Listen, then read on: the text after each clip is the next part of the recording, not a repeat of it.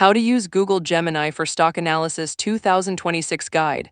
Are you looking to take your investment research to the next level? In this video, I am going to teach you how to use Google Gemini for stock analysis, using the most advanced tools available in 2026. Using AI for the stock market has evolved beyond simple questions and answers.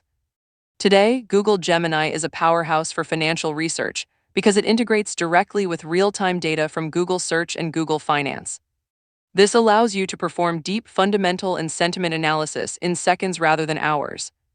In this tutorial, we will walk through a professional workflow to help you make more informed decisions.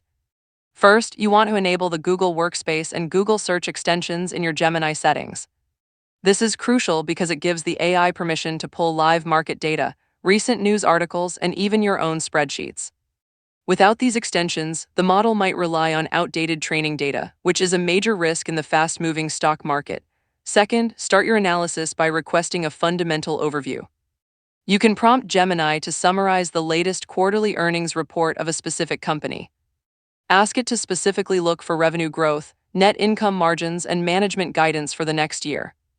Gemini can scan hundreds of pages of SEC filings instantly and highlight the key risks and opportunities that matter to investors. Third, use Gemini for competitive landscape analysis. Ask it to compare your chosen stock against its top 3 competitors based on valuation metrics like price-to-earnings ratios or debt-to-equity levels.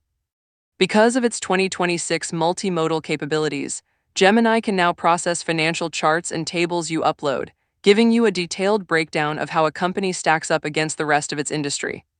Fourth, perform a sentiment analysis scan. Prompt Gemini to analyze the headlines from the past week regarding a specific ticker symbol.